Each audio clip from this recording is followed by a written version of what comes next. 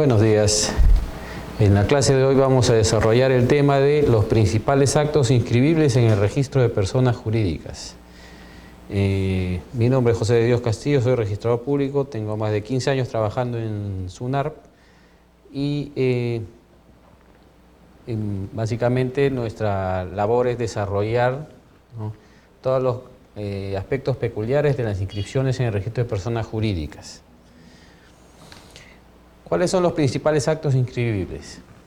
Los principales actos inscribibles, y lo que me refiero básicamente con principales es debido a al número de ingresos que hay en el registro de ese tipo de actos, son los de constitución, modificación de estatuto, los nombramientos de órganos directivos, los otorgamientos de poder. Se aprecian también que hay otros actos inscribibles que ingresan en menor número al registro, ¿no?, como son los acuerdos de revocatorias de poder, los acuerdos de disolución, liquidación y en mucho menor número los de transformación o fusión de personas jurídicas. La base legal que regula lo que son los aspectos de inscripción o que establecen la peculiaridad de acto inscribible a un acuerdo están contemplados en el Código Civil, en el Reglamento General de los Registros Públicos, en el Reglamento de Inscripción de Registro de Personas Jurídicas, que reemplazó al anterior Reglamento de Inscripción de Registro de Personas Jurídicas no societarias, el Decreto Ley 13.500 y su reglamento, que regula todo lo que son las asociaciones pro vivienda, el texto único ordenado de la Ley General de Cooperativas, la Ley General de Comunidades Campesinas y Nativas también, el Reglamento General de la Ley de Comunidades Campesinas, la Ley 25307, que regula lo que son las organizaciones sociales de base, como los clubes de madre, los vasos de leche y comedores populares, el texto único ordenado de la Ley de Relaciones Colectivas de Trabajo, que regula todo lo que es el aspecto de la constitución de sindicatos, y el Decreto Supremo 0675-PM-INAP, ¿no?, y la Resolución 015-2002 de SUNARP, que regulan ambas normas la constitución, la conformación de comités, subcomités de administración de fondos de asistencia y estímulo de las entidades públicas, los denominados CAFAES, así como también las reglas que se tienen que cumplir para la inscripción de sus actos en el registro. ¿Qué es un acto inscribible? Acto inscribible es aquel que tiene vocación para ser inscrito, que tiene mérito para brindar publicidad a terceros. El carácter de inscribible está determinado por un principio que está recogido en el Reglamento General de Registros Públicos, en el artículo 50, que se denomina principio de relevancia registral. ¿Eso qué implica? Que no cualquier acuerdo va a acceder necesariamente al registro. Tiene que cumplir un requisito esencial, que sea de interés para el conocimiento de terceros, que este acuerdo pueda ser oponible y que brinde carácter de interés al conocimiento de terceros, porque la finalidad es facilitar la contratación. En ese sentido, lo que interesa es que en el caso, por ejemplo, de la asignación de un apoderado, ¿no?, lo que importa es que esta persona tenga facultad para contratar, estableciendo obligaciones y adquiriendo derechos a favor de la persona jurídica, ¿no?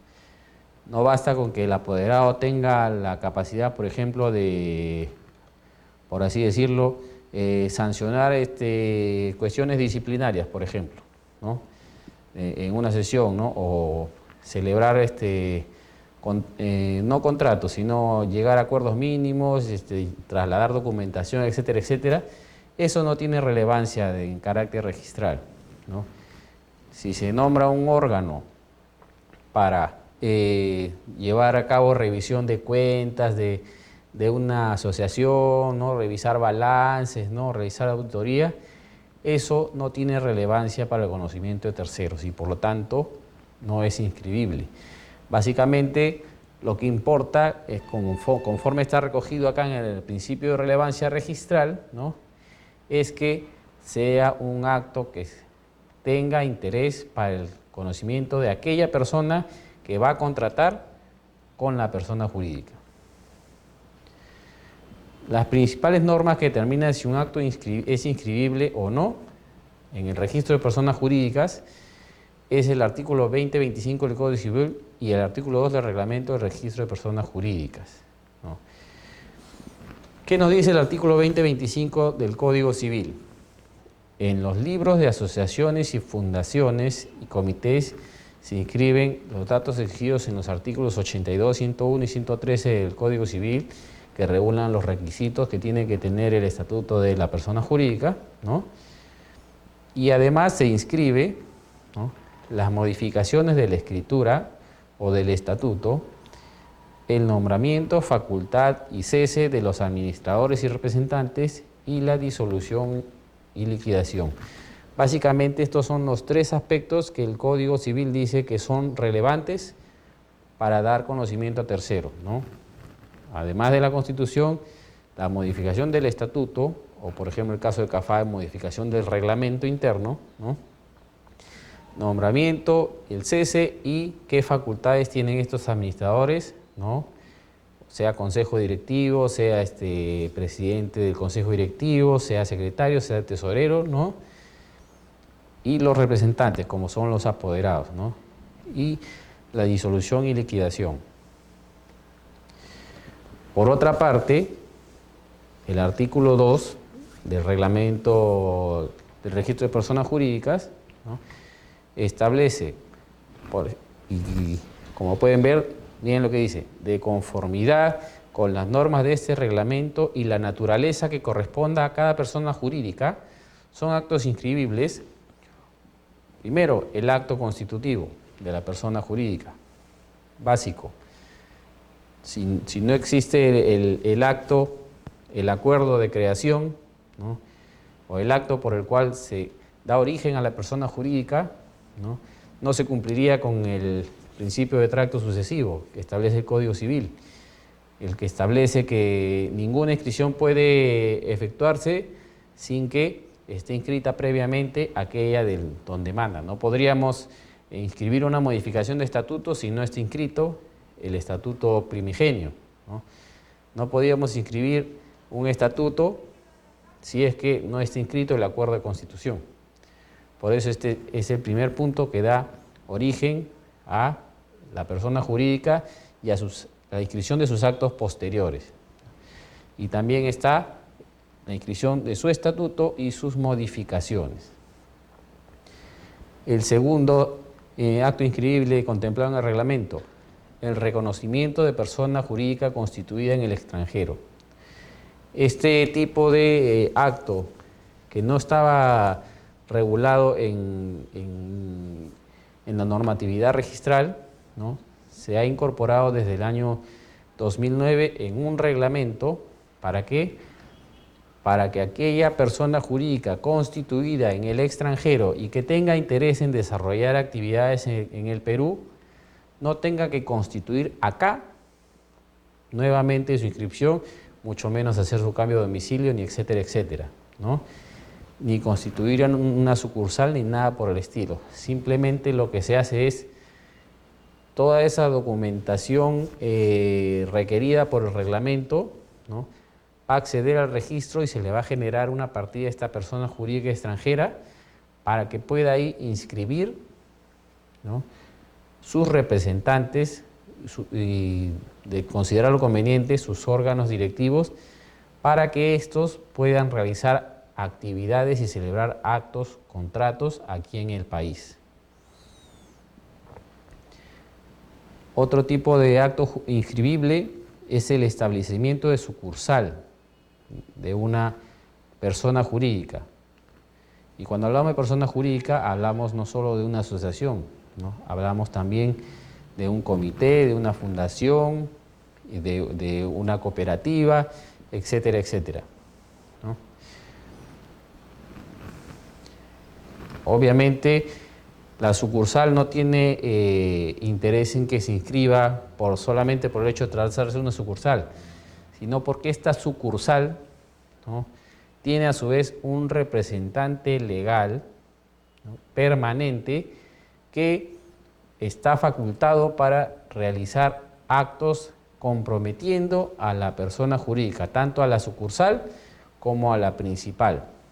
Entonces, en ese caso va a asumir obligaciones en nombre de la principal y por eso tiene que inscribirse estas facultades que tiene este representante legal.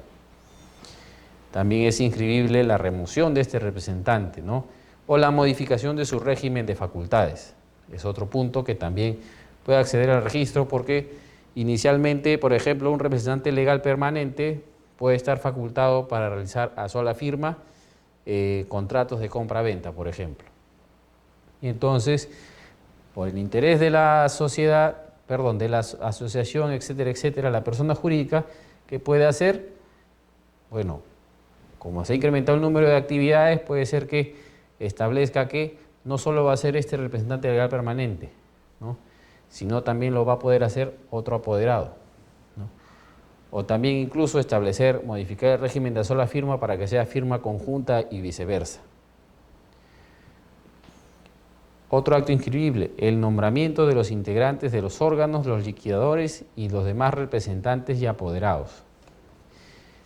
Y no solamente para que se inscriban estos actos, sino también su remoción, su cese, su renuncia, ¿no?, el otorgamiento de facultades a favor de estas personas, en la revocatoria de estos poderes, ¿no?, en los casos en que el estatuto lo permita, ¿no?, la delegación, la sustitución, las revocaciones de poder que estas personas a su vez puedan hacer, etcétera, etcétera.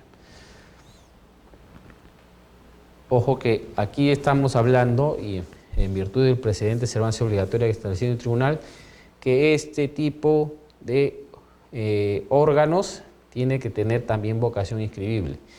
El caso de un consejo directivo es obvio que tiene vocación inscribible porque es el órgano que va a representar a la persona jurídica. Los liquidadores también, porque estos asumen la dirección, ¿no?, de la persona jurídica después de aprobada la disolución. Representantes y apoderados, porque adicionalmente a los órganos directivos también hay otros órganos, ¿no?, o otros representantes que también pueden estar facultados para otorgar actos, celebrar actos y contratos a nombre de esta persona jurídica. Y obviamente que también es interés de la persona jurídica que si ya no le conviene que este apoderado siga llevando a cabo estos actos, inscribir su remoción. Otros actos inscribibles según el reglamento: la fusión, escisión, transformación y otras formas de reorganización de personas jurídicas. En realidad, fusión y escisión solamente desde que trabajo en el Registro de Personas Jurídicas de Lima, solamente he tenido conocimiento que ha llegado a presentarse la fusión de dos personas jurídicas de naturaleza no societaria, ¿no? Es más frecuente este caso en el caso de sociedades, por ejemplo, ¿no? Pero también hay otras formas en las cuales estas personas jurídicas se convierten, ¿no? Y básicamente la principal es la transformación. Y el caso más frecuente también es el caso de transformación de una asociación a una sociedad anónima, que este es un aspecto que doctrinariamente se cuestiona su viabilidad, ¿no? Pero en registros públicos particularmente, nosotros no hemos visto que la ley imponga un obstáculo, ¿no?, o impedimento para que se realice transformación de asociación a sociedad anónima. Porque la misma Ley General de Sociedades lo señala, siempre que la ley no lo prohíba. O sea, la prohibición tiene que ser expresa, independientemente de los fines, ¿no? La persona jurídica es un medio para el cual las personas naturales obtengan los fines para lo cual lo han conseguido. Pues No se trata de mantener a la persona jurídica por sí misma, ¿no?, de manera inmutable y rígida, no va a buscar el cumplimiento y la satisfacción de los fines de sus integrantes, ¿no?, en el caso de una asociación. Porque en el caso de una fundación es totalmente distinto, incluso el caso de un comité. ¿Por qué? Porque mientras en una asociación la finalidad es realizar una actividad para obtener un beneficio común, que puede ser, no necesariamente tiene que ser así, los destinatarios de esas actividades, ¿no?, van a ser los mismos asociados, o pueden ser los mismos asociados. En caso de una fundación, el fundador lo que hace es enajenar un patrimonio, ¿no?, lo aporta para realizar o que sirva para realizar actividades de fin benéfico, cultural, etcétera, etcétera, ¿no? Entonces, el beneficiario de la constitución de una fundación no es el mismo fundador, ¿no? Igualmente en el caso de un comité. En el caso de un comité, los beneficiarios necesariamente son terceros, porque el comité se dedica a recaudar fondos, ¿no?, con fines altruistas, ¿no?, o sea, para beneficiar a terceros. Entonces, en este caso, tampoco sería admisible, ¿no?, una transformación a sociedad, porque cambió la naturaleza de, no solo respecto de los integrantes, sino también los destinatarios de esta actividad que va a realizar la persona jurídica. En cambio, en una asociación que no tiene fines de lucro, ¿no?, no es obstáculo, ¿no?, ese tipo de naturaleza. ¿Por qué? Simplemente porque los destinatarios o los beneficiarios de las actividades de la propia asociación, y sin que ello implique reparto de ganancias, van a ser o pueden ser los mismos integrantes de la persona jurídica. Otro acto inscribible: la disolución, los acuerdos de los liquidadores que por su naturaleza sean inscribibles, y la extinción. La disolución es el inicio del fin, ¿no? Es el acuerdo por el cual los integrantes del órgano máximo de la persona jurídica han decidido que no van a continuar sus actividades. Y por ende, deciden simplemente, hasta acá nomás vamos a llevar actividades, pero en ese momento no culmina la existencia de la persona jurídica. Lo que se tiene que hacer es llevar a cabo el proceso de liquidación, esto es, enajenar todo el patrimonio de la persona jurídica, ¿no?, hacer el pago de las obligaciones, ¿no?, y si queda algún remanente, dirigirlo hacia los fines, hacia las personas que contempla el estatuto, ¿no?, y con los fines que establezca el estatuto. Entonces, si el estatuto dice, conforme a una vez efectuada la liquidación, vamos a proceder a pagar las deudas y el remanente se va a entregar a una institución benéfica, se hace de esa manera. Y una vez que se culmine ese reparto, se procede a la extinción. Se va a inscribir la extinción, que con sí termina la existencia de la persona jurídica y a la vez implica la baja de la denominación. O sea que si antes no se podía usar una denominación ABC porque ya había otra persona jurídica con esa denominación, una vez que se extinga esta, ya cualquiera puede adoptar esa denominación. Ojo que en esta norma dice que también son inscribibles los acuerdos de los liquidadores que por su naturaleza sean inscribibles. Un liquidador o los liquidadores pueden acordar vender un inmueble, ¿no? Pero eso no significa que en la partida de la persona jurídica se va a inscribir ese acuerdo, ¿no? Si los liquidadores lo van a hacer ellos mismos, esa transferencia, simplemente la celebran y se acabó. No necesitan publicitar sus facultades de transferir porque ya las tienen. La función del liquidador precisamente es esa: vender todo el activo de la persona jurídica para obtener liquidez, para pagar las obligaciones y con eso, ya terminado el patrimonio de persona jurídica, proceder a la extinción. Entonces, si el liquidador o los liquidadores deciden, vamos a vender este inmueble, ¿no?, o este vehículo, o estos derechos que tenemos, ¿no?, pero no lo van a hacer ellos, van a dar poder a una persona para que lo realice, lo que se va a inscribir es la decisión de estos liquidadores de otorgar ese poder. Las resoluciones judiciales o laudos arbitrales referidos a la validez del acto constitutivo inscrito o a los acuerdos inscribibles de la persona jurídica. El hecho que un acto jurídico esté inscrito no significa que esté convalidada cualquier causal de nulidad. Toda inscripción es impugnable en la vía judicial para que este órgano declare la nulidad, la invalidez, etcétera, etcétera, la ineficacia de un acuerdo y ordene la cancelación de la inscripción respectiva.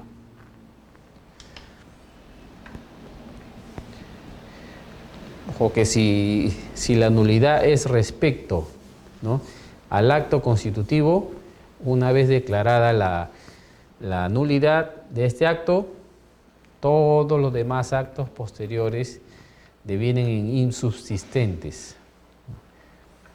En ese sentido, tendría que declararse, ¿no?, o inscribirse el cierre de la partida, porque no habría forma de convalidar, ¿no?, o darle publicidad a consejos directivos, ¿no?, de una asociación cuyo acto constitutivo ha sido declarado nulo. Y también habla de lo que estas resoluciones judiciales estén referidos a los acuerdos inscribibles de la persona jurídica.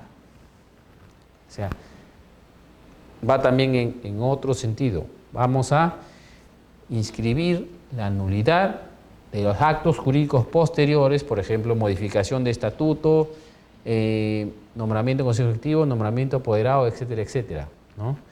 Se va a poder inscribir la nulidad de esos acuerdos, ¿no? Pero ojo que esta norma dice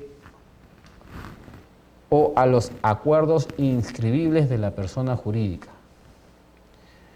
O sea que si hay un acuerdo que no tiene carácter de inscribible, podría inscribirse la nulidad de ese acuerdo, a pesar que uno no figure inscrito en la partida y dos esté referido a un acuerdo no inscribible. En ese sentido, el registrador lo único que puede hacer es informar al magistrado que expida la sentencia de nulidad que ese acuerdo no es inscribible. Ojo que no es requisito para inscribir una medida cautelar, por ejemplo, de anotación de demanda o una medida cautelar de otro tipo, ¿no?, que ese acto que estamos impugnando esté inscrito. ¿Y por qué? Porque no vamos a obligar al que esté perjudicado con esa inscripción, ¿no?, o que con la eventual inscripción de ese acto no lo podemos obligar a que inscriba algo que le es perjudicial a sus intereses. Y en general los actos o contratos que modifiquen el contenido de los asientos registrales o cuyo registro prevean las disposiciones legales, ¿no? Un ejemplo de esta última línea, ¿no?, lo tenemos claramente en lo que es el Decreto Supremo 005 de este año, del 2016, del Ministerio de Agricultura. ¿Qué ha establecido esta norma? Básicamente ¿Qué ocurre? Las convocatorias no son actos inscribibles. Las convocatorias de asamblea, sesión de consejo directivo, etcétera, etcétera, no son actos inscribibles, porque solamente es el llamado a integrantes de la persona jurídica para sesionar en el lugar, fecha, hora, etcétera, etcétera, establecidos en la comunicación. Entonces, esa convocatoria, ese llamado, no es inscribible, ¿no? No es oponible a terceros, no es de relevancia para terceros, porque se puede convocar a una asamblea y no llegar a ningún acuerdo. Entonces, no importa, ¿no? Ni siquiera si se trata de una convocatoria de elecciones. Pero este decreto supremo que ha establecido, y este decreto supremo es para el caso de las organizaciones de usuarios de agua, o sea, de los sistemas de riego de la costa y de la sierra, ¿no? Que se benefician con la llegada de los ríos, ¿no? Del agua de los ríos, etcétera, etcétera, los canales de riego, todo esto. Ellos están organizados, ¿no? Como vamos a ver más adelante, en comisiones, juntas de usuarios, etcétera, etcétera, ¿no? Lo que antes eran los comisiones de regantes, etcétera, etcétera, ¿no? ¿Qué establece esta norma? Que en virtud de la disposición de la Autoridad Administrativa del Agua, se va a inscribir la convocatoria a asamblea eleccionaria. Entonces, lo que va a hacer el registrador es inscribir, ¿no?, en la partida de esta persona jurídica que la autoridad administrativa está convocando a elecciones. ¿Y ello por qué? Porque la junta directiva anterior no cumplió con adecuar el estatuto o no cumplió con efectuar la convocatoria de elecciones, ¿no?, en el plazo previsto en la norma. Y ahora pasamos al lado opuesto, ¿no?, que es la determinación de qué actos no son inscribibles, ¿no? La otra cara de la moneda del principio de relevancia registral, ¿no?, es el carácter de no inscribible de un acto. Y básicamente, si no es inscribible, no tiene sentido que se le dé publicidad, ¿no?, y que se informe a los demás sobre algo que es irrelevante, ¿no? Por eso el artículo 4 del reglamento del registro de personas jurídicas no societarias establece expresamente cuáles son los actos que no son susceptibles de inscripción, o sea, que no tienen vocación inscribible porque no contiene información relevante para terceros, ¿no? El primero de ellos, los contratos asociativos. Pero si en este tipo de contratos hay interés de por medio, ¿no? Generalmente hay aportes de dinero, nombramientos de administradores, etcétera, etcétera. Sí, pero acá no se crea una nueva persona jurídica. Así que en ese sentido, como no se crea una nueva persona jurídica, uno, no podría generarse una partida registral. Y al no poder registrarse esta partida, no habría dónde inscribir modificaciones de estatutos, no habría dónde inscribir nombramientos de representantes, revocatorios de representantes, etcétera, etcétera. Dos, por la naturaleza de estos contratos asociativos, son de carácter temporal y tienen por finalidad llevar a cabo un negocio, una actividad común, etcétera, etcétera. Y, por ende, lo que corresponde es que ese tipo de actividades quede fuera de registro. ¿Cómo hacemos en ese caso? ¿No? Simplemente, si las dos personas jurídicas, o dos o tres personas jurídicas, van a nombrar sus apoderados, ¿no?, durante la celebración de ese contrato, lo único que pueden hacer es inscribir en la partida de cada uno al representante de esta persona jurídica ante ese consorcio, asociación de participación, etcétera, etcétera, ¿no? Su representante ante ellos, ¿no? Y describir sus facultades. Pero el contrato asociativo por sí mismo no va a acceder al registro. Segundo, la calidad de miembro de la persona jurídica, su incorporación, su exclusión y los actos derivados. Si yo soy miembro de una persona jurídica, sea asociado, comitente, fundador, etcétera, etcétera, ¿no? Y soy miembro del colegio de abogados, ¿no? Si soy uno de los trabajadores de la entidad pública, ¿no?, a la que pertenece el CAFAE, si soy socio de una cooperativa, ¿no?, eso no constituye un acto inscribible, ¿no? No tiene relevancia para el conocimiento de terceros, ¿no? Si no, encontraríamos una partida registral llena de, por así decirlo, asientos de inscripción donde digan los socios de esta cooperativa son fulano de tal, mengano, tal, tal, tal, tal. ¿Y por qué no es inscribible? Uno, no es relevante para el conocimiento de los terceros, ¿no?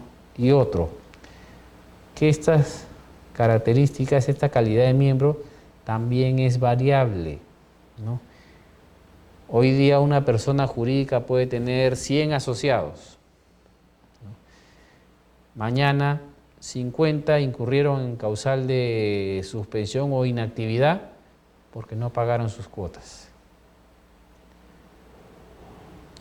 Y al día siguiente esta persona puede tener 150 asociados hábiles porque vinieron más personas y se incorporaron, ¿no? Entonces, es irrelevante para terceros y para el registro la cantidad de integrantes, ¿no?, de esta persona jurídica. Y es irrelevante no solo si lo admitieron, sino también es irrelevante si lo excluyeron, si lo suspendieron, etcétera, etcétera. Incluso es irrelevante el hecho de que se haya dispuesto, por ejemplo, judicialmente, ya esta persona que es directivo, etcétera, etcétera, ha sido condenada pues a inhabilitación, ¿no? Ha sido condenada por un delito doloso y por lo tanto se le inhabilita para ejercer ciertos derechos civiles. Bueno, eso tampoco se inscribe, ¿no? Porque lo que corresponde a la naturaleza de la persona natural al asociado, ¿no?, no es de relevancia para el conocimiento de terceros. Me ha tocado el caso de una resolución judicial que simplemente, o sea, ni siquiera ordena la destitución, ¿no?, de un directivo, sino simplemente el magistrado le pidieron que inscriba que esta persona había sido condenada por delito doloso, tantos años de prisión y que estaba inhabilitada en el ejercicio de sus derechos civiles. Obviamente, cuando llegó ese título se le observó diciendo, ¿sabe qué? No es inscribible, ¿no?, la calidad de asociado, ni sus modificaciones, etcétera, etcétera. Todo lo que vea que tenga que ver con el carácter personal de la persona que integra, ¿no?, esta asociación, sea directivo o no, no es de conocimiento de terceros, porque incluso es lesivo a su honor. Si ha sido condenada a prisión suspendida, por ejemplo, ¿no?, y se le inhabilita de ejercer ciertos derechos civiles, si se inscribe eso, va a quedar para siempre en la partida de la sociedad que esta persona ha sido condenada por el Poder Judicial por la comisión de un delito. ¿Dónde queda el derecho al honor de la persona? En este caso se le indicó al magistrado, ¿sabe qué? Tu sentencia no contiene acto inscribible, ¿no? Y simplemente el juez lo que hizo fue reiteró el mandato, ordenó inscripción bajo apercibimiento y así se inscribió. Otro acto que no se inscribe: los reglamentos electorales y otros reglamentos de carácter interno, ¿no? Hay órganos que establecen, por ejemplo, ¿no? Comité de disciplina, reglamento de las obligaciones y que deben cumplir los asociados y sus sanciones, ¿no? ¿Por qué? Porque este comité de disciplina es el que va a ver si el asociado ha incurrido en causal de separación, amonestación, etcétera, etcétera. Ya, pero ese reglamento no es de carácter inscribible. El reglamento electoral, dado al hecho de que se trata de un conjunto de reglas que solamente van a regir para el acto eleccionario, no tiene vocación inscribible, porque a terceros eso no le interesa, ¿no? Tanto así que si el reglamento electoral, ¿no?, contempla una disposición contraria al estatuto, ¿no?, simplemente ese reglamento electoral es inaplicable. Cuando se presenta un título para inscripción de un consejo directivo, por ejemplo, y se presenta acta de asamblea de elección de comité electoral, acta de aprobación de reglamento interno y acta de elección de consejo directivo, solamente lo que hacemos es revisar la primera y la última. La del reglamento electoral ni siquiera es materia de calificación. Tanto así que, como les manifestaba, si el reglamento interno electoral establece una disposición que es contraria al estatuto, prevalece el estatuto, ¿no? Y como el reglamento no puede ir más allá de lo que establece el estatuto, ¿no?, porque solamente tiene carácter complementario, la única norma que nosotros aplicamos son las disposiciones estatutarias. Otro aspecto que no es inscribible: la titularidad y afectación de bienes y deudas de la persona jurídica. Contrariamente a lo que se cree, ¿no?, el registro de personas jurídicas no publicita cuál es el patrimonio de la persona jurídica.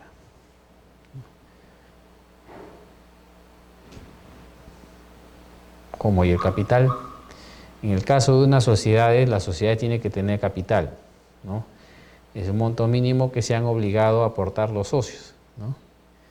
Esa es solamente una parte del patrimonio, ¿no? Pero ojo, que está representado en una suma de dinero, ¿no? Pero el capital circula, ¿ya? ¿Cómo circula? Lo que era dinero en efectivo, ¿no?, ya, se utilizó para comprar bienes, ¿no? Ya, y esos bienes, a su vez, se van deteriorando, van perdiendo su valor, se van desgastando y son reemplazados por unos nuevos, ¿no? El registro de personas jurídicas no va a publicitar que esta asociación tiene tal inmueble, tal vehículo, etcétera, etcétera. No. Esa es información que figura en el registro de propiedad vehicular, en el registro de propiedad inmueble, etcétera, etcétera. Pero eso no figura en la partida de la persona jurídica. Pues, y así como, ¿qué pasaría si figurara esa relación de bienes en la partida de la persona jurídica? También tendríamos que inscribir las transferencias. Y en ese caso, si seguimos con esa lógica, tendríamos que desaparecer el registro de propiedad inmueble. Sin embargo, ello no es así. La afectación de bienes de la persona jurídica. O sea, si un magistrado dispone, embárguese todos los bienes de la persona jurídica tal, ¿no? Entonces, el acreedor lo que tiene que hacer es pedirle al juez, ¿sabes qué? Embárgame el inmueble en tal partida, embárgame tal vehículo, embárgame esto, embárgame lo otro, y detallando dónde está inscrito. Pero no puede inscribir eso en la partida de la persona jurídica. Uno, porque si así el juez ordene que se inscriba, eso va a ser inútil, porque no va a impedir la transferencia de los bienes, ¿no? En cambio, si el juez ordena, oye, inscríbeme la medida de embargo en la partida del inmueble, entonces ahí sí se está publicitando a terceros, ¿no?, que respecto de este bien hay una medida cautelar por el incumplimiento en el pago de una obligación. Tampoco puede inscribir el juez, ordenar que se inscriba que tal persona jurídica tiene una deuda. Uno, conocimiento de deudas, no le va a impedir a la persona jurídica que siga realizando actividades, obligaciones, ¿no?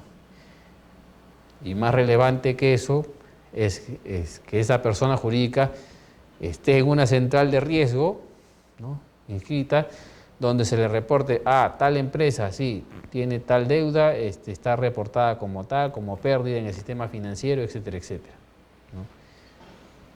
Pero su inscripción es irrelevante en el registro de personas jurídicas, porque si cancela la deuda al día siguiente, ¿no?,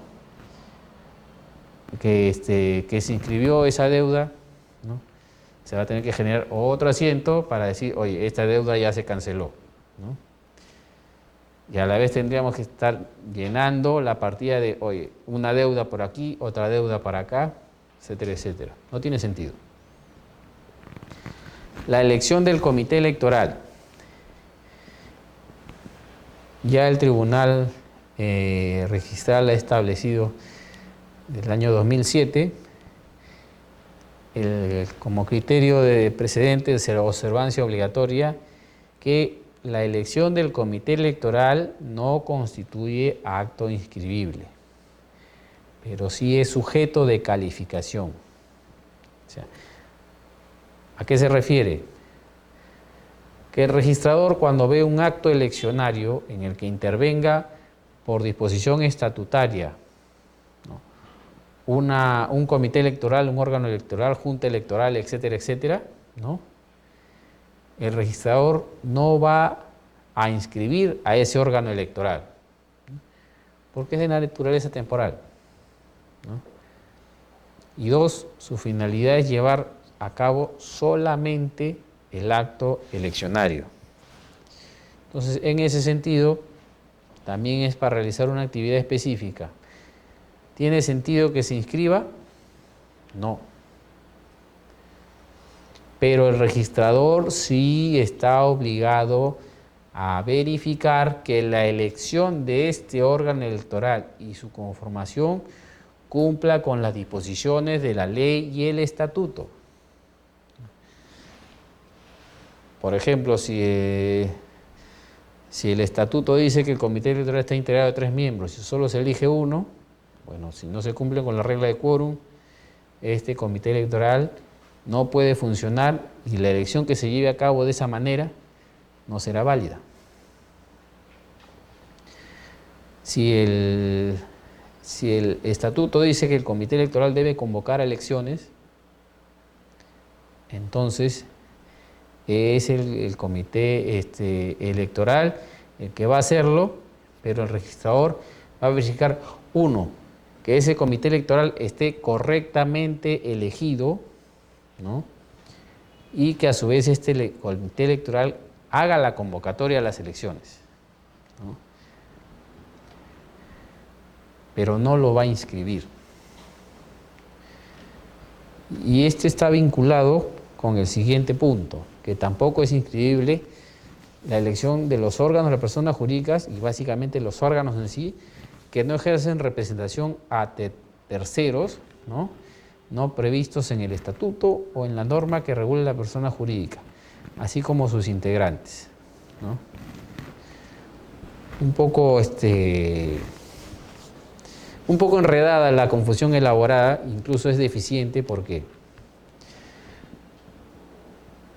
primero, cuando se inscribe la Constitución o una modificación de estatuto, el registrador lo que va a hacer es al extender la siguiente inscripción son órganos de la persona jurídica, tal y tal. Ya. Si el estatuto son órganos de la Asamblea y el Consejo Directivo, es lo más común. ¿Qué pasa si el estatuto te dice son órganos de dirección, la Asamblea General, el Consejo Directivo o Junta Directiva y la Junta Revisora de Cuentas o el Comité de Vigilancia, etcétera, etcétera, ¿no? El estatuto está incorporando, ¿no?, esos órganos como parte de la estructura de la persona jurídica. Lo único que va a hacer el registro es decir, ¿sabes qué? La asociación cuenta con estos órganos. Pero lo que no va a hacer el registrador es inscribir fulano de tal fue elegido presidente del Consejo de Vigilancia o el Consejo de Vigilancia es integrado por fulano, sultano y mengano, ¿no? Requisito indispensable para que la inscripción de un órgano de una persona jurídica acceda al registro, ¿no?, excepto el nombramiento del Consejo Directivo o Consejo de Administración o Junta Directiva o Comité Ejecutivo, etcétera, etcétera, es que uno, ejerza representación ante terceros y dos, que esté previsto en el estatuto. Pero de la redacción que hay en esta norma, ¿no?, me parece que se han comido una coma en este punto, ¿no? ¿Por qué? Porque dice órganos de personas jurídicas que no ejercen representación ante terceros no previstos en el estatuto. ¿Y cuáles son esos terceros no previstos en el estatuto? ¿Y cuáles son los previstos en el estatuto? Entonces, aquí en realidad hay dos aspectos. Para que se inscriba, tiene que ejercer representación de la persona jurídica ante terceros y a la vez tiene que estar previsto en el estatuto. Ha habido casos en los que se nombran comisiones, ¿no? La Asamblea acuerda nombrar una comisión para realizar la transferencia de tal inmueble, ¿no?, o adquirir tal inmueble. Ya. No estás previsto en el estatuto, no están tus reglas de funcionamiento. Entonces, ¿cómo va a operar? Oye, pero tiene facultades para realizar actos relevantes a terceros. Sí, pero es un órgano no previsto en el estatuto. Entonces, de esa manera no va a poder entrar. Por ejemplo, hemos tenido no hace mucho un caso de una persona jurídica que tenía como sus órganos la Asamblea, el Consejo Directivo y un supervisor, ¿no? O podemos llamarle gerente, ¿no? Podemos llamarle administrador. Y en efecto, estaba contemplado en el estatuto, ¿no? El administrador, supervisor adjunto, etcétera, etcétera, etcétera, ¿no?, tiene facultades para A, celebrar contrato de compra-venta, B, representar a la asociación en juicio, tal, ya, muy bien. Su nombramiento es de carácter indefinido, ya. Ya estaba inscrita en la partida de esta persona jurídica ya un supervisor. Entonces, presenta el nombramiento de un supervisor, ¿no?, señalando que también va a ejercer las mismas actividades del supervisor, pero el estatuto solamente establecía la existencia de uno. Entonces le dijo, oye, vas a mantener en el cargo al otro, pero si ya tienes un supervisor, ¿cómo puedes elegir a otro? Tienes que removerlo. Y esta persona jurídica, ¿qué hizo? No, nombramos a tal como supervisor adjunto. O sea, pensando que eso iba a salvar la situación, ¿no? Entonces se le tuvo que decir, no es inscribible ese supervisor adjunto porque no está contemplado en el estatuto. Pero si tiene facultad para comprometer a la persona jurídica, vincular sus actos, ¿no? Puede transferir bienes, representar la acción, etcétera, etcétera. Sí, pero no está previsto en el estatuto. Solo lo vas a poder nombrar como un apoderado, no como un administrador, porque ese órgano no existe, ese cargo no existe.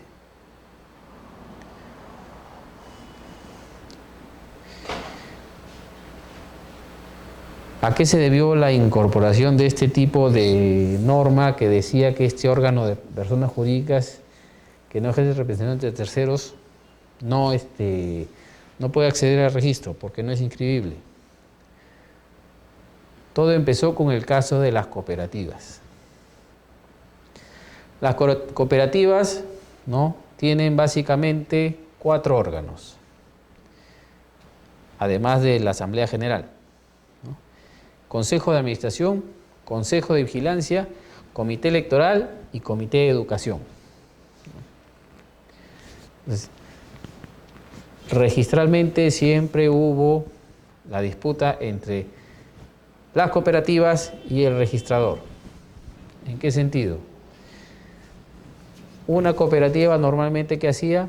Realizaba las elecciones de sus dirigentes, ¿no? Y como generalmente lo hace de manera conjunta, entonces presentaba el acta de la Asamblea Accionaria más las sesiones de instalación de cada uno de los órganos. Pero ninguno presentaba en el Comité de Educación, ¿no? O sea, en el entendido que el Comité de Educación tiene como finalidad difundir la cultura cooperativa, etcétera, etcétera, ¿no? Y a la vez ir formando nuevos cuadros dirigenciales para la cooperativa. Entonces, a nadie se le ocurría, ya, vamos a inscribir el Comité de Educación. Pero lo que sí se hacía normalmente era inscribir en la partida de la cooperativa Consejo de Administración, Consejo de Vigilancia y Comité Electoral. Entonces, ¿qué pasaba? Todos hacían esto hasta que a alguien se le ocurrió, primero, ¿sabes qué? Solamente quiere inscribir el Consejo de Administración. Entonces el registrador le decía que los órganos que son inscribibles de una cooperativa son el Consejo de Administración, el Consejo de Vigilancia y el Comité Electoral. ¿Y en base a qué? A que la Ley General de Cooperativas establece que esos nombramientos y designaciones solamente son inscribibles una vez que las actas son inscritas, ¿no? Pero en realidad lo que esta norma decía, o al parecer pretendió decir, es que se refiere a estos actos, porque las actas no se inscriben, se inscriben, ¿no?, los actos de la persona jurídica, ¿no? Entonces venía la disputa, no, inscríbeme a los 3, y el usuario decía, no, solo quiero inscribir a uno, ¿no? Y vino primero el tribunal registral y dijo, sí, son inscribibles los 3. Se volvió a presentar el caso similar, ¿no? Y el tribunal dijo, es inscribible lo que el usuario desee. Entonces, en base a eso, vino otro usuario y dijo, oye, inscríbeme el Comité de Educación, ¿no? Y el tribunal dijo, sí, es inscribible el Comité de Educación. Y después, en un caso similar, Otra sala del tribunal dijo, no, no es inscribible el Comité de Educación. Entonces, estaba en esa disputa hasta que el año 2010 salió el precedente de observancia obligatoria, que dice, ¿no?, que solo es inscribible, ¿no?, los órganos de la cooperativa que ejerzan representación ante terceros, ¿no? Bueno, pero ¿cuáles son esos órganos? Únicamente el Consejo de Administración. ¿Por qué? Porque la Ley General de Cooperativas establece expresamente cuáles son las facultades, ¿no?, del Consejo de Vigilancia, que no tiene facultad alguna para vincular a la persona jurídica con terceros, ¿no? Y a la vez, esta misma Ley General de Cooperativas establece que las facultades establecidas en el artículo 32 de la Ley General de Cooperativas no pueden ser ampliadas estatutariamente, ¿no?, por la Asamblea. Es decir, ni siquiera la Asamblea General puede incorporar más facultades al Consejo de Vigilancia que la que establece la norma. Entonces, ahí ya quedó determinado que no es inscribible. Y el Comité Electoral, obviamente, si solamente se carga del aspecto eleccionario, tampoco tiene mérito a la inscripción de su elección, y mucho menos el Comité de Educación, ¿no? Así que en ese sentido, lo único que se inscribe en una cooperativa es la elección, la renovación anual por tercios de los miembros del Consejo de Administración y nada más. Pero sí se presenta, ¿no?, la documentación que corresponde a la elección y conformación del comité electoral.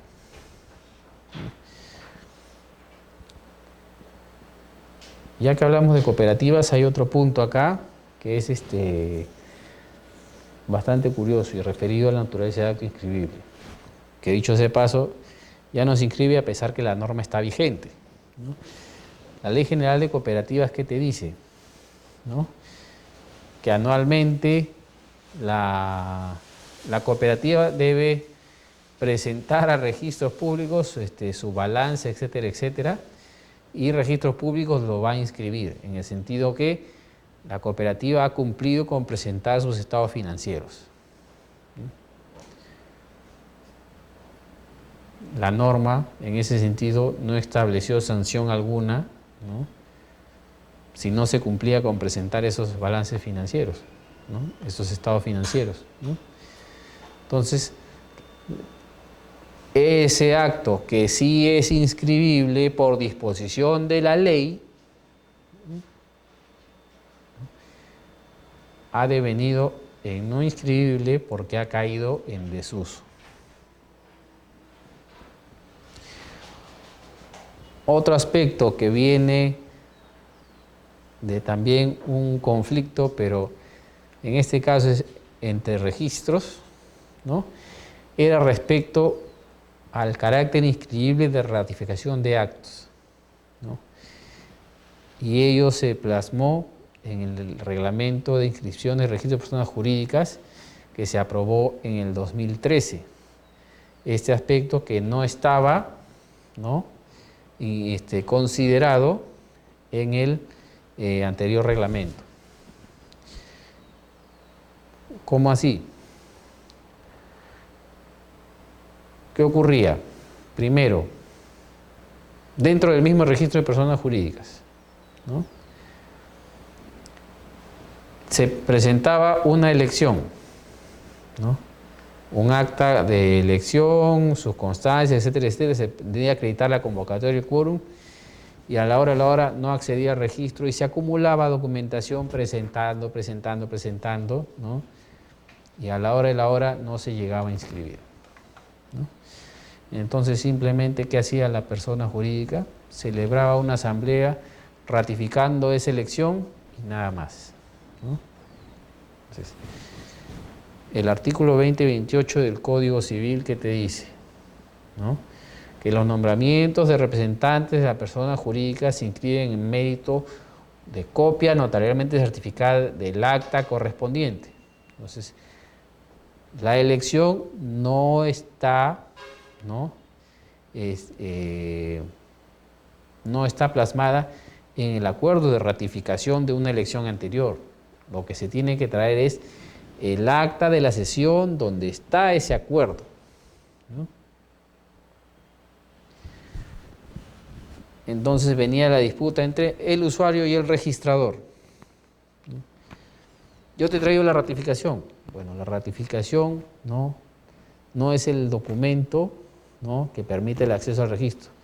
Tienes que traerme el acta de la asamblea donde se eligió a tus directivos. No, pero es que esa acta no tuvo convocatoria, esa asamblea no tuvo convocatoria, o estuvo mal convocada, etcétera, etcétera, me la han tachado 30.000 veces, ¿no? Ya. Bueno, ¿qué ocurre? Que si se acuerda, por ejemplo, poniendo otro ejemplo adicional, tenemos un gerente, ¿no?, o un apoderado, etcétera, etcétera, que se le dijo, ya, se le da poderes a tal por tal periodo, ¿no? O simplemente este apoderado que hizo, ¿no?, tenía facultades X, Y, Z y realizó un acto A. O sea, no tenía facultades, ¿no? Entonces la persona jurídica venía y decía, ya, ¿sabe que yo ratifico todos los actos que ha celebrado esto?, ¿no? Entonces venía la disputa entre el usuario y el registrador. El registrador le decía, no, ratificación no inscribo, yo inscribo actos, no ratificaciones, ¿no? Y el usuario decía, sí, pero aquí está el acto por el cual yo convalido todo eso y por eso tiene que acceder al registro, ¿no? Y también estaba la disputa entre registros. ¿Qué pasaba? Por ejemplo, el mismo caso de este apoderado que podía hacer X, Y, Z y realizó A, una compra-venta, ¿no? Entonces, el registro de propiedad, el registro de previos, ¿no?, decía, no, este apoderado no tiene facultades. El órgano máximo o el órgano competente de la persona jurídica lo tiene que ratificar. Entonces, el usuario presentaba en su título de registro de predios, presentaba la copia certificada del acta de la asamblea donde ratificaba ese acuerdo, ¿no?, esa compra-venta, ¿no?, o un instrumento, una escritura pública celebrada por la persona que sí tenía facultad para vender, ratificando esa compra-venta. Y el registrador de predios le decía, eso lo tienes que inscribir previamente en el registro de personas jurídicas, en la partida de la persona jurídica, ¿no?, aduciendo que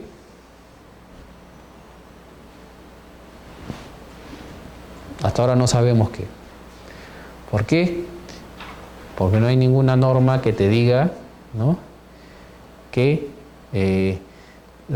o que hubiera dicho antes que la compra-venta celebrada por un apoderado sin facultades, ¿no?, solo será inscribible cuando esa ratificación esté inscrita en el registro de personas jurídicas. No existe esa norma, ¿no? Ni tampoco existe norma que diga todos los acuerdos de la persona jurídica se tienen que inscribir en la partida de la persona jurídica. No existe esa norma. Simplemente, y esto lo afirmo por situaciones que he visto personalmente, simplemente lo hacían porque como el registro de propiedad inmueble o el registro de predios está especializado, ¿no?, así como el registro de personas jurídicas está especializado, simplemente decían, si yo no sé calificar eso, si yo no puedo calificar eso, entonces quien lo tiene que calificar es el de personas jurídicas, ¿no? Entonces le decían al usuario, inscribe tu ratificación en el registro de personas jurídicas. Entonces el usuario iba y presentaba el título y se iba con una linda esquela de tacha que le decía, la ratificación no es inscribible.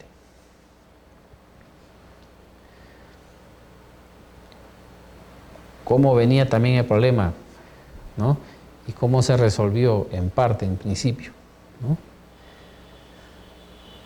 Ocurría que, como les decía hace unos momentos, un gerente estaba en funciones o un apoderado estaba en funciones por un lapso de 2 años, ¿no? Y aquí van surgiendo también dos posibilidades, ¿no? Nombramiento indefinido, nombramiento por tiempo determinado. Ya. Antes de vencerse el plazo, ¿no? O por A o B había surgido alguna situación ajena a la voluntad de los representantes, ¿no? Por ejemplo, una modificación estatutaria, etcétera, etcétera, ¿no? Entonces, ¿qué decía, qué acordaba la Asamblea?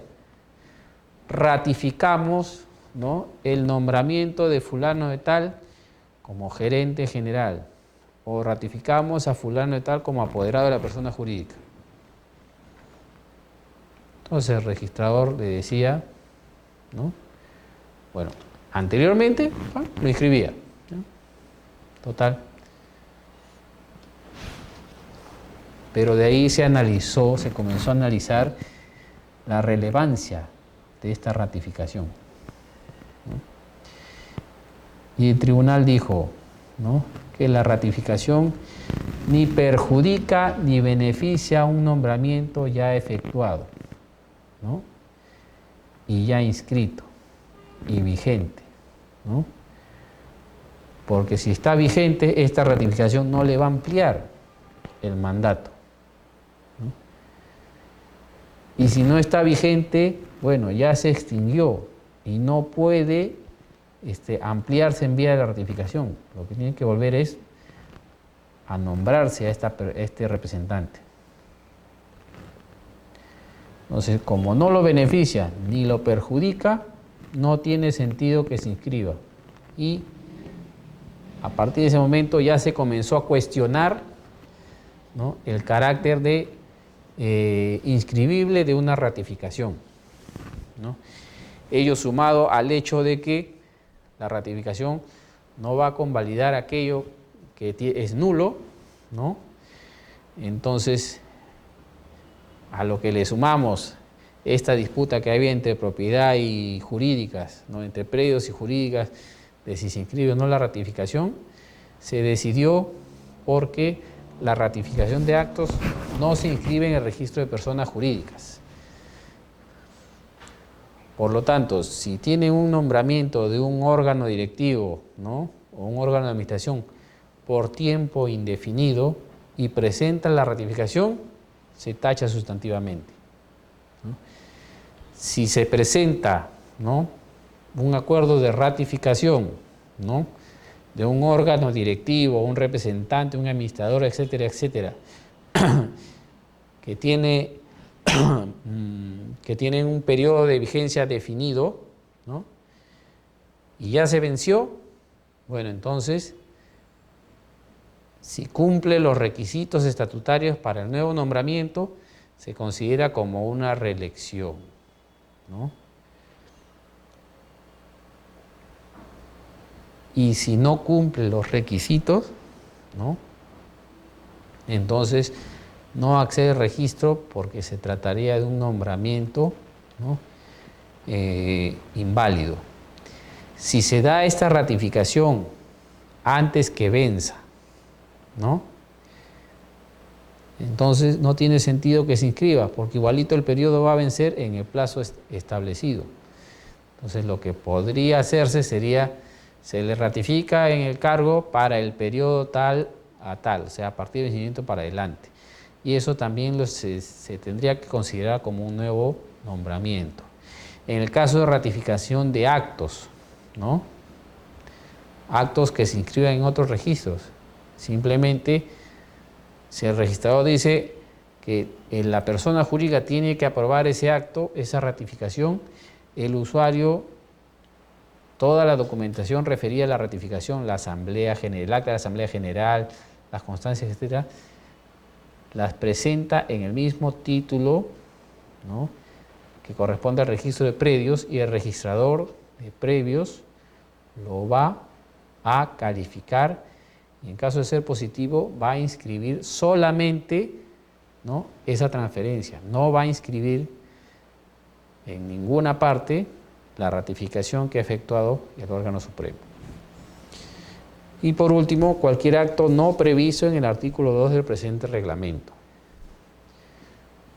O sea, fuera de lo que dice el artículo 2 y salvo las excepciones de ley, no se inscribe otro tipo de actos. El primer acto, como decíamos al inicio, es la constitución de la persona jurídica, ¿no?, y que para efectos registrales, ¿no?, tiene como elementos principales, uno, el acto o el acuerdo de constituir la persona jurídica. Esto es, que tiene que constar la manifestación de voluntad de constituir la persona jurídica. Si es un acto jurídico complejo, si es un contrato, etcétera, etcétera, esas son disquisiciones doctrinarias que, dicho de paso, aún no se han resuelto, y dos, para estos efectos, ¿no?, solamente el reglamento ha optado por manifestar que lo único que tiene que cumplirse es que tiene que plasmarse en el documento la voluntad de constituir la persona jurídica, ¿no? Otro aspecto que debe constar es el estatuto, que es el conjunto de reglas, ¿no?, que van a delimitar las funciones no solo de la persona jurídica, sino también de los integrantes de la persona jurídica y de sus órganos directivos. Y el tercer elemento, ¿no?, principal es que se elija al primer órgano directivo, ¿no?, porque una persona jurídica, ¿no?, sin representantes no puede no hay forma de que pueda celebrar actos válidamente. Estos son los tres requisitos principales que tienen vocación inscribible al momento de constituirse una persona jurídica, independientemente si después o en el mismo acto deciden contar con apoderados o no, porque esas cuestiones son opcionales, ¿no? Pero necesariamente tienen que estar estos tres elementos inscribibles, ¿no?, al momento de constituir una persona jurídica.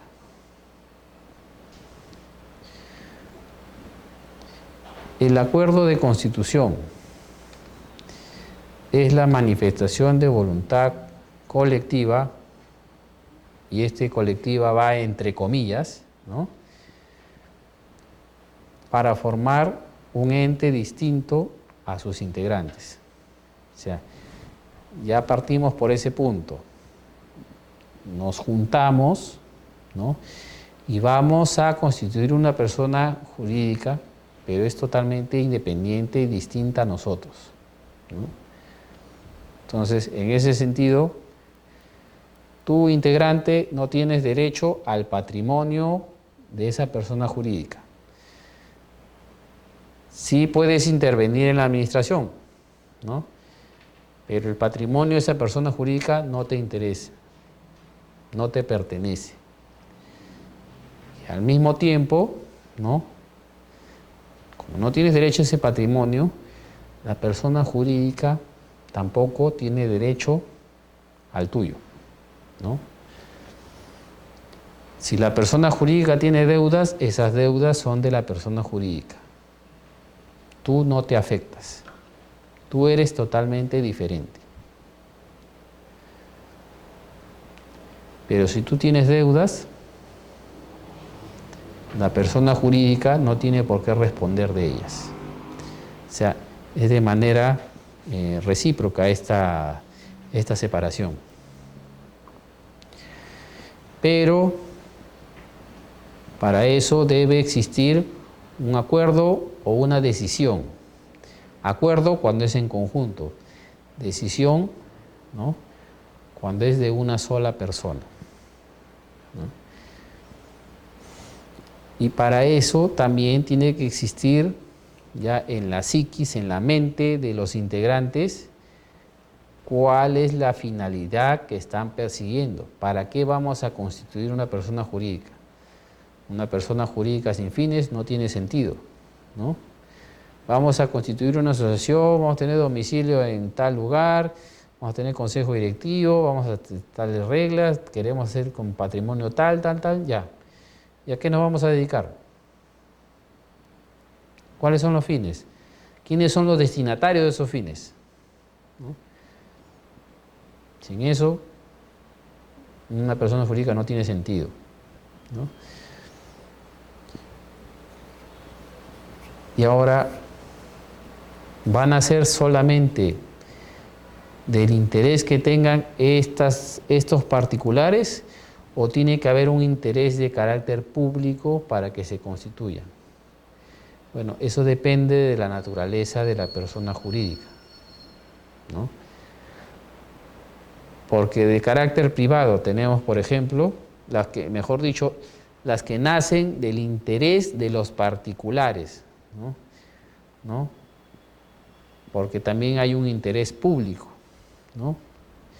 ¿Quiénes nacen del interés privado, por así decirlo? Las asociaciones, los comités y las fundaciones y otras personas jurídicas que puedan, ¿no? Por ejemplo, las cooperativas, asociaciones pro vivienda, ¿no?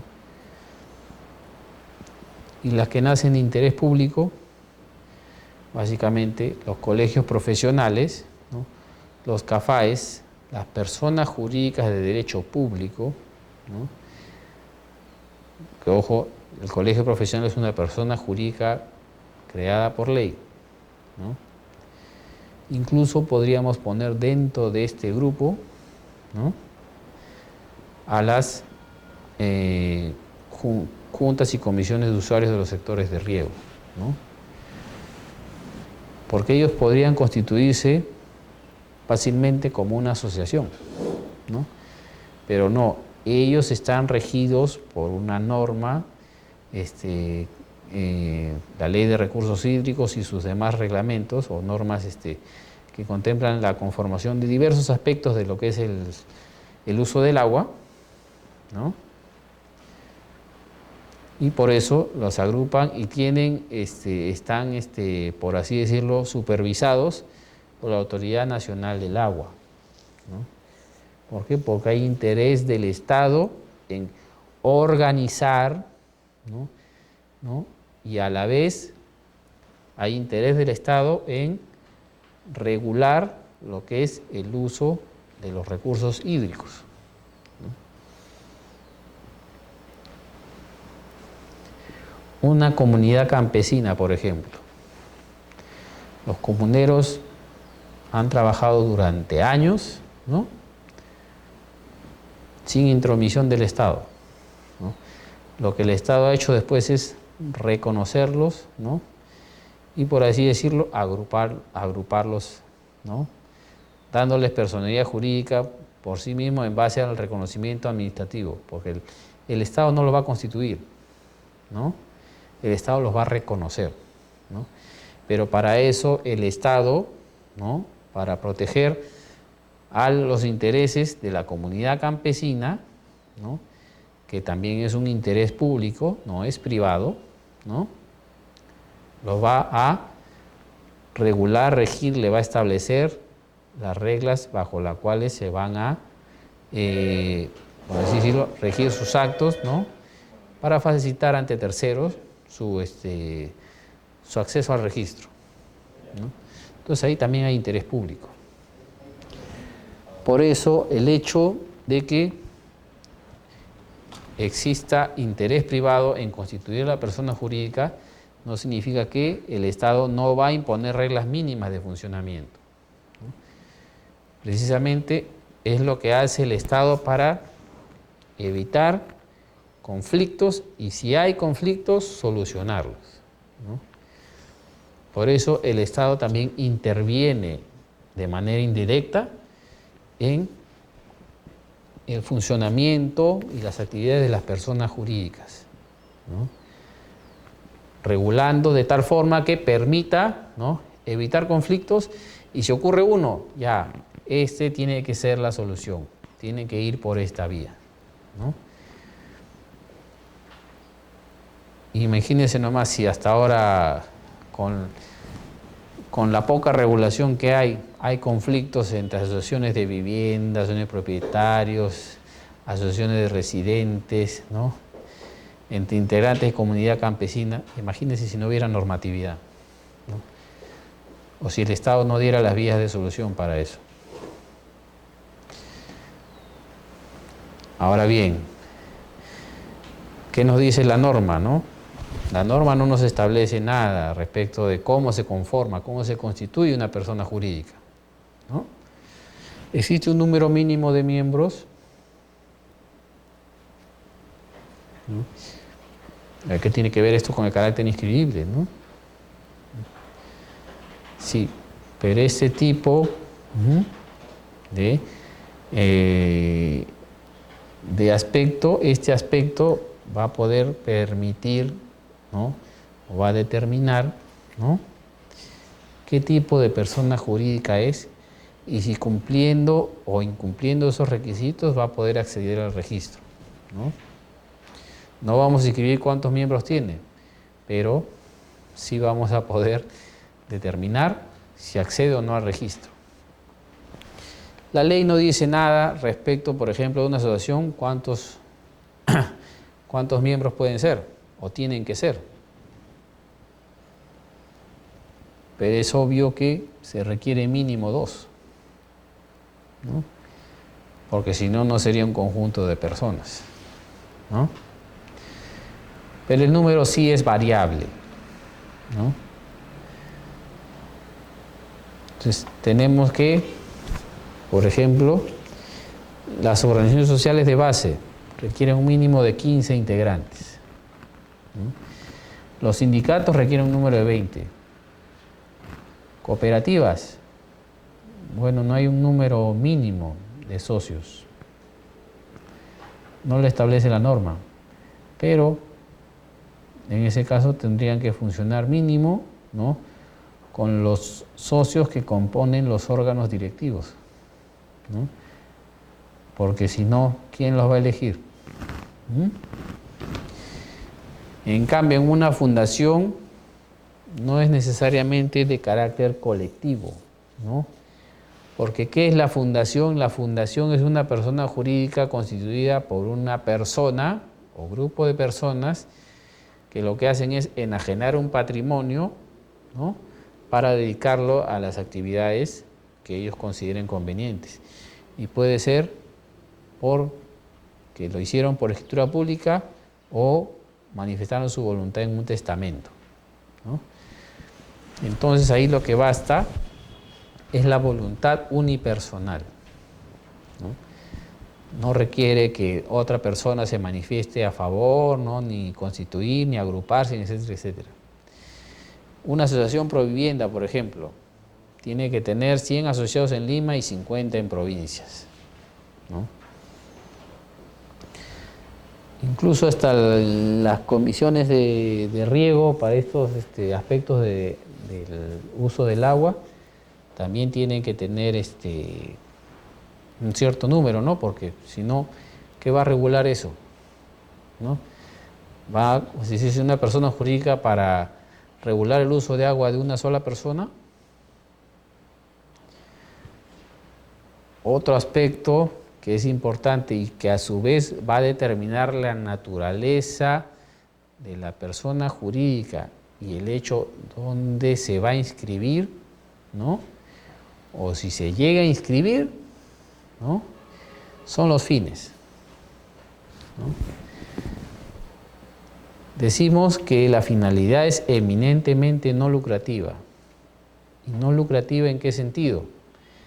En el sentido que no están impedidos, ¿no?, de realizar actividades económicas. Lo pueden hacer, es más, las tienen que hacer, porque si no, ¿cómo van a llevar a cabo sus fines?, ¿no? Lo que sí no pueden hacer es repartirse remanentes, beneficios, utilidades, etcétera, etcétera, entre sus integrantes. Y ojo que ahí hablamos de excedentes, ¿no?, de dinero, etcétera, etcétera, ¿no?, una vez que han realizado, ¿no?, su actividad principal. Eso no se puede distribuir, ¿no? Pero eso de que no tiene fin lucrativo, tiene que entenderse, en el caso de una asociación, que lo que persiguen no es una ganancia. Lo que persiguen es un beneficio, ¿no? Y por eso hay que tener en cuenta que existen asociaciones de vivienda, asociaciones de comerciantes, etcétera, etcétera, ¿no?, que la finalidad es no lucrativa, pero no es altruista. Los beneficiarios van a ser ellos mismos, ¿no?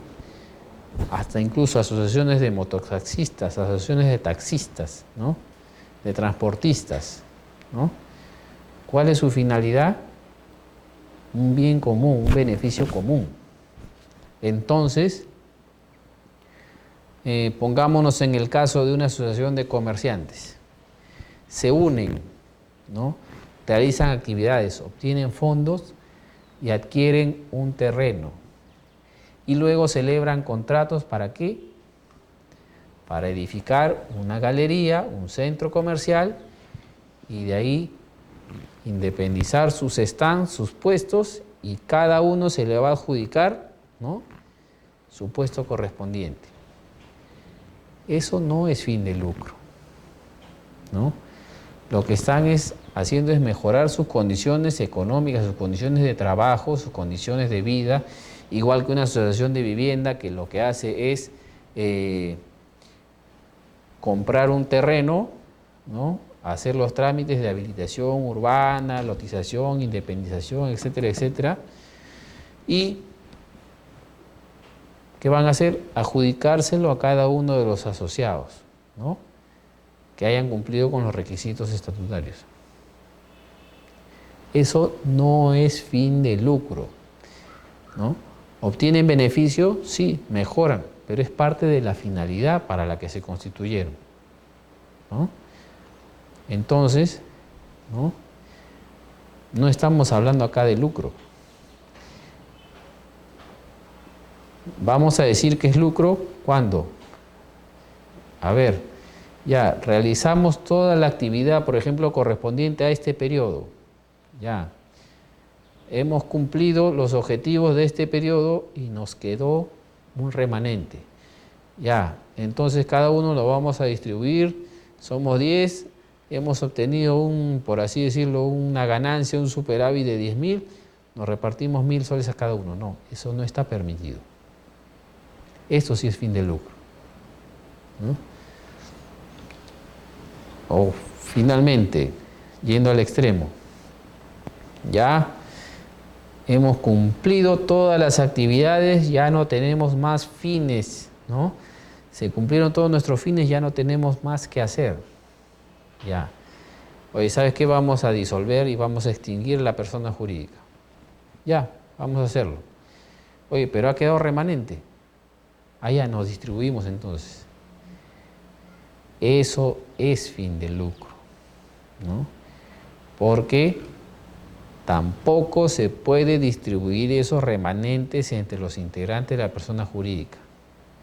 Vencido un periodo de ejercicio y existiendo remanente, se tiene que reinvertir, ¿no?, para seguir cumpliendo con los fines. Pero si ya no se va a poder seguir cumplir con los fines, lo que se tiene que hacer es extinguir la persona jurídica y el remanente entregarlo a otra persona jurídica o la que esté contemplada en el estatuto ¿no? En su reglamento, exceptuando, ¿no?, a los integrantes de esa persona jurídica.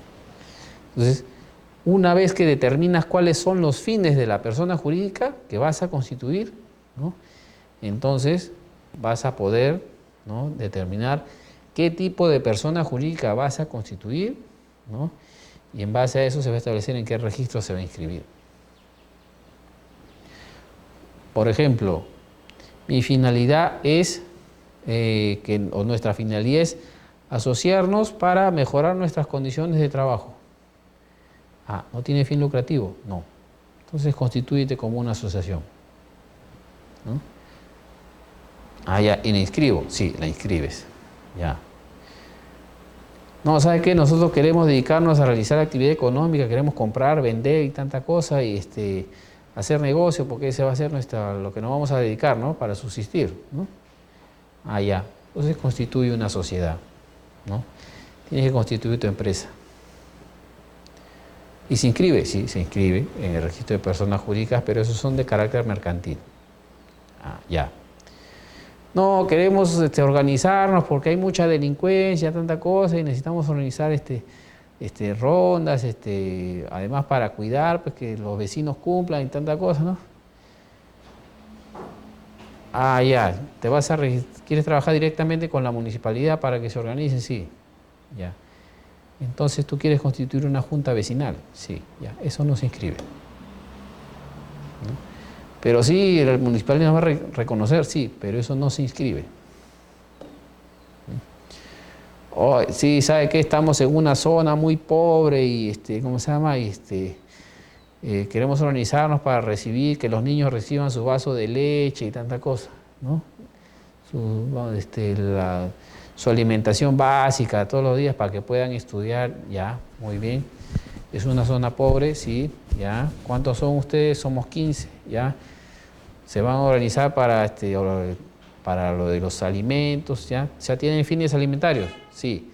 Bueno, son una organización social de base, ¿no? Y entonces tiene que adoptar una forma, pues, de comité de vaso de leche, o comedor popular, o un club de madres, ¿no? Ya, ¿y se inscribe? Sí, sí se inscribe.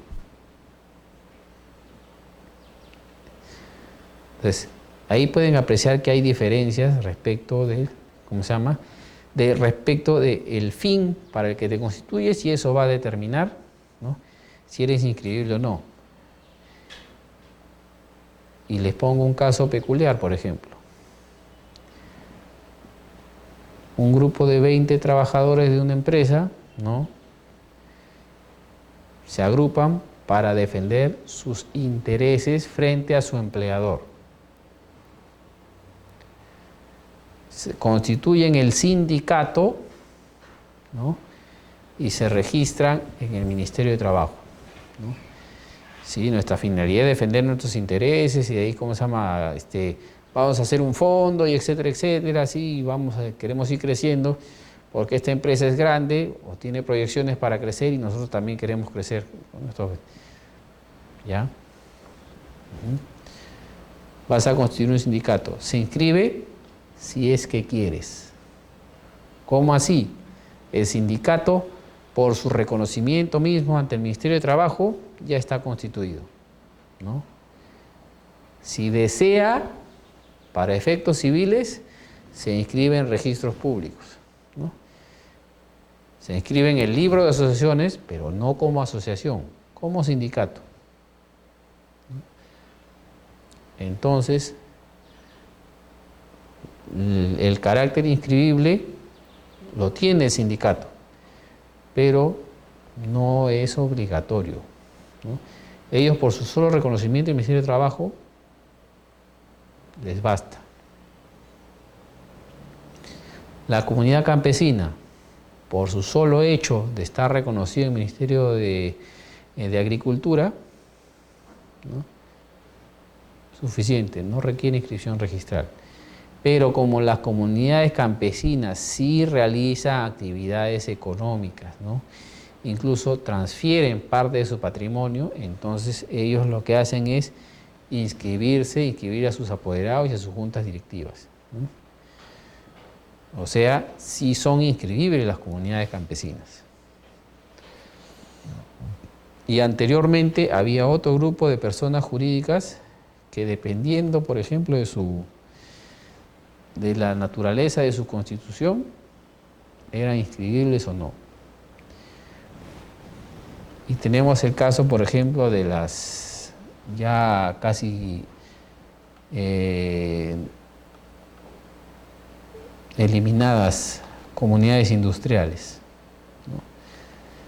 Las comunidades industriales, ¿no?, que son agrupaciones de los trabajadores de una empresa, ¿no?, para administrar, ¿no?, las utilidades que le correspondía a cada uno de los trabajadores, y con eso ir constituyendo un patrimonio o tener un lugar para beneficio de los propios integrantes o los propios trabajadores de la empresa, ¿no? Simplemente eso no se inscribía. Pero después, en el año 92, salió una norma que les decía: ya, ustedes como comunidad industrial, ¿no?, van a tener que definir cómo hacen, ¿no? O se constituyen como asociación, ¿no?, o como una persona jurídica de naturaleza mercantil, para administrar ese patrimonio, ¿no?, que han adquirido en virtud de toda la actividad que han realizado durante todos estos años, ¿no? Porque la empresa tenía que destinar un remanente de utilidades para sus trabajadores, y esto iba a ser manejado por la comunidad industrial, ¿no? Ninguna comunidad industrial existe inscrita como tal, ¿no?, desde el momento de su constitución. ¿Por qué? Bastaba que se agrupen y sean reconocidas, ¿no? No tenía por qué inscribirse en registros públicos, ¿no? Y en base a la ley que salió el año 92, un decreto supremo, tenían que optar por una de estas dos modalidades, y se inscribían, ¿no?, en el registro público como transformadas a una asociación o a una sociedad.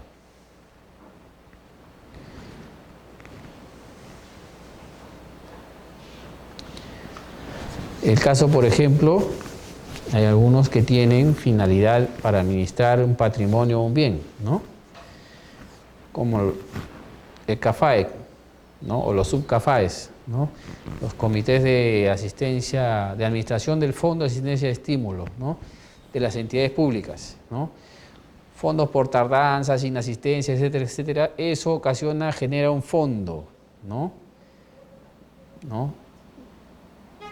Y ese fondo, ¿no?, el año 75, ¿qué se hizo, no? Dijo: ya, hay este fondo, ¿no?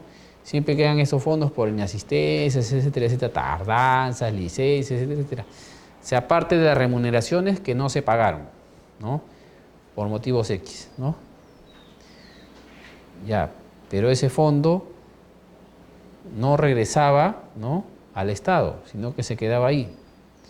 Entonces, lo que se optó en esa época fue por decidir que ese fondo que quede ahí se utilice para asistir a los trabajadores en caso de alguna emergencia, etcétera, etcétera, o para estimularlos para que produzcan más, ¿no?, para que sientan el bienestar propio de laborar en esa institución, ¿no?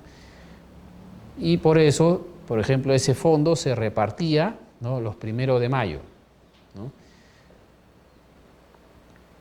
como estímulo al trabajador y reconocimiento por la actividad regulada por el Día del Trabajador, ¿ya?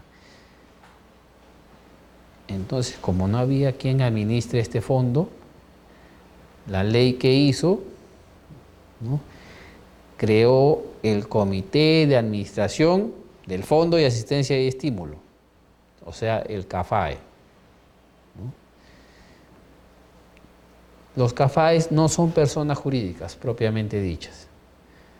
Simplemente constituyen un directorio que administra, ¿no?, ese fondo. ¿Cómo se designa el CAFAE? El titular designa a sus representantes y los trabajadores designan a sus representantes. Entonces se constituye un comité que va a administrar ese fondo. Igual en el caso de los usuarios de agua, ¿no? El usuario de agua, esta parte que está regada por tal parte del río, ¿no?, o un afluente, de acá, o de tal lado de la ribera del río, etcétera, etcétera, ¿no?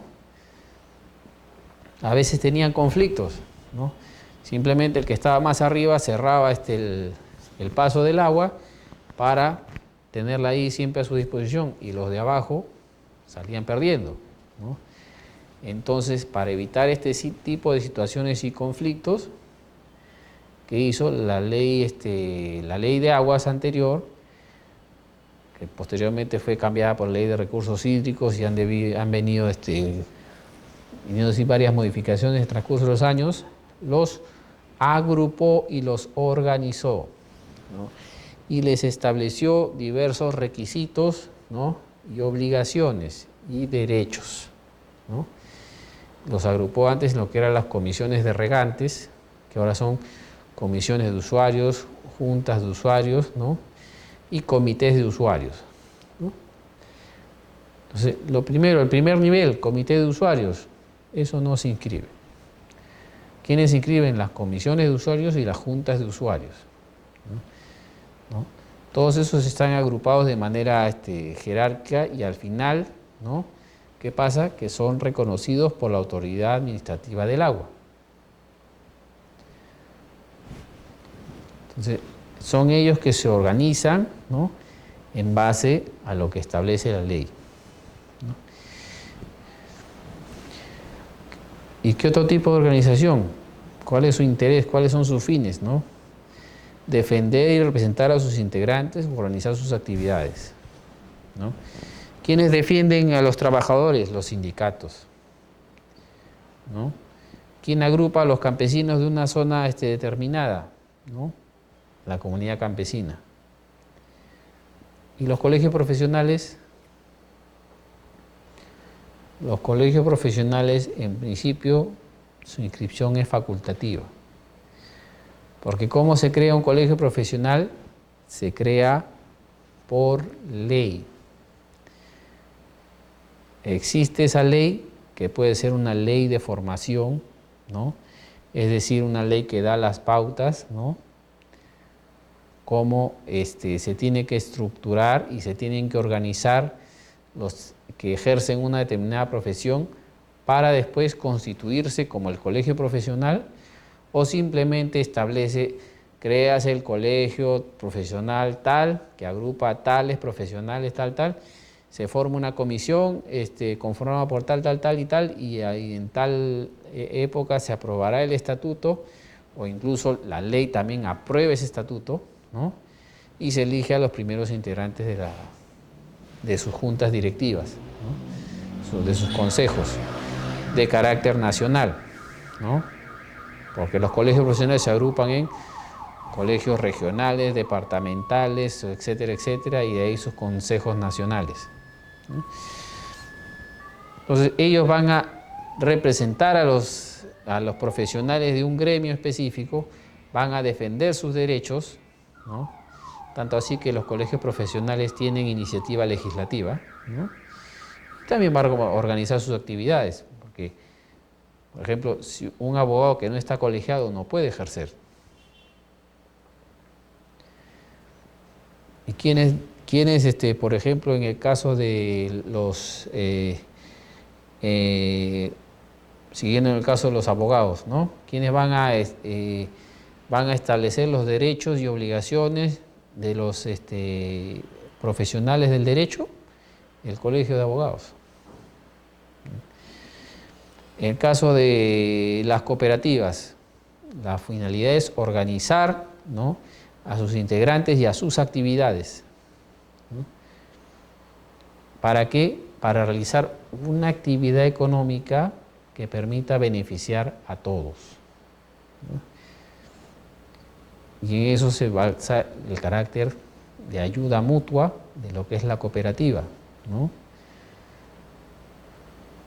Porque no importa cuántas aportaciones haya hecho un socio, todos tienen derecho a un voto, ¿no? Y todo se va a administrar en beneficio de todos, ¿no? Porque por eso hay tipos de cooperativas, para que se agrupen de acuerdo a sus características, su naturaleza y realicen una actividad común que le permita a su vez obtener bienestar para todos. Como pueden ver, ¿no?, bastante determina la finalidad para la que te constituiste, ¿no?, con la naturaleza inscribible de la persona jurídica, ¿no?, y por ende el tipo de registro al que va a acceder, ¿no? Pero también tiene relevancia de carácter tributario. ¿Por qué?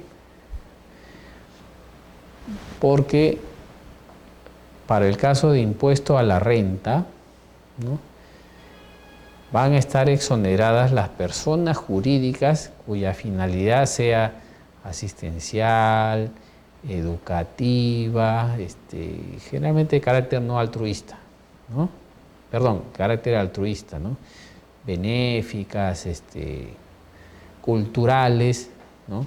Entonces, ya nos ha tocado varios casos de asociaciones que se han constituido, han puesto sus fines, ¿no?, se han inscrito y a los 2 o 3 meses, modificación parcial de estatutos.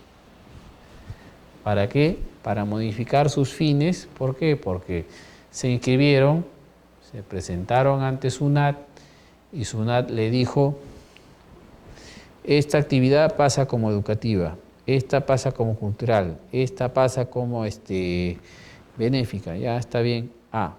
Esta no. Y bastó esa que no pasó para que SUNAT le diga: no te puedo exonerar del pago de impuesto a la renta. Y por lo tanto, no eres beneficiario salvo que modifiques tu estatuto. Y entonces tiene que modificar su estatuto, ¿no?, adecuándose a los requisitos de SUNAT para que SUNAT lo considere que está exonerado del pago del impuesto a la renta. Y eso también se da con el caso de las organizaciones o los organismos no gubernamentales, ¿no?, que si no cumplen con estos requisitos, simplemente no se les exonera el impuesto a la renta, sino que además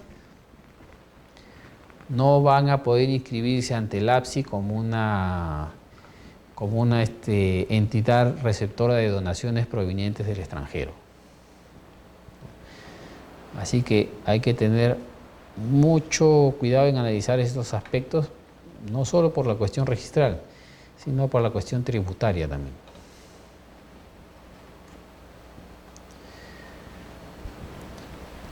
¿Y los fines dónde están contemplados? Están contemplados en el estatuto. Y el estatuto también es un conjunto de reglas que es de carácter inscribible, ¿no?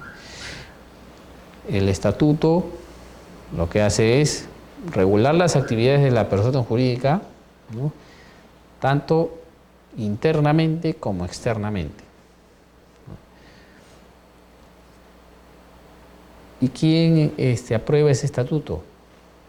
Básicamente, en principio, la regla general es que la apruebe la misma persona jurídica, pero también hay excepciones.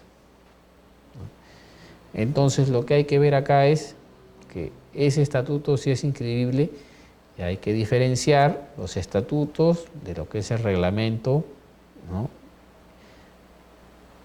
interno, electoral, administrativo, etcétera, etcétera, que pueda tener la persona jurídica.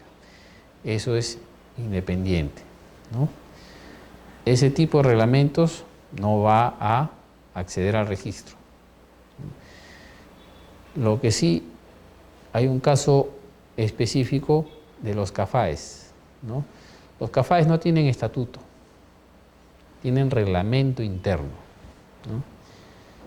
Y estos cumplen esa finalidad de suplir el estatuto, pero mientras el estatuto es de carácter, ¿no?, permanente, ¿no? Tanto así que tú puedes modificar totalmente el estatuto, pero no puedes derogarlo, porque te quedas sin estatuto. Tienes que aprobar necesariamente un nuevo para poder dejar sin efecto el anterior. En cambio, en el CAFAE, su reglamento interno que equipara un estatuto se extingue, cumplidos los 2 años, ¿no?, de vigencia de este comité o este subcomité. Y por lo tanto, al extinguirse el CAFAE, se extingue el reglamento interno, ¿no? ¿Y qué pasa? Se constituye un nuevo CAFAE. Bueno, este nuevo CAFAE o aprueba su nuevo reglamento o ratifica el anterior, ¿no? Es uno de los pocos casos en los que la ratificación sí es inscribible. ¿Qué vamos a hacer? No vamos a aprobar todo el estatuto de nuevo. Simplemente el que se extinguió, vamos a continuar dándole vigencia, ¿no? Entonces, eso ya le confiere el carácter de inscribible a ese acto. Ahora, como les decía, el estatuto básicamente es aprobado por la persona jurídica. La ley lo que hace es establecer las pautas de qué es lo que requieres, ¿no?, contar mínimamente en tu estatuto. Y hay otros casos en los que el Estado simplemente le aprueba su estatuto, ¿no?, dependiendo del tipo de persona jurídica. Pero lo que hace el Estado mayormente es decir, ¿no?, tú tienes que expresarme esto, esto, esto y esto. Pero si no lo regulas, tú te vas a regir por estas normas. Entonces, la actividad del Estado ahí en ese sentido es de carácter supletorio. O sea, lo que ha hecho es crear el marco mínimo, ¿no?, para que esa persona jurídica desarrolle sus actividades.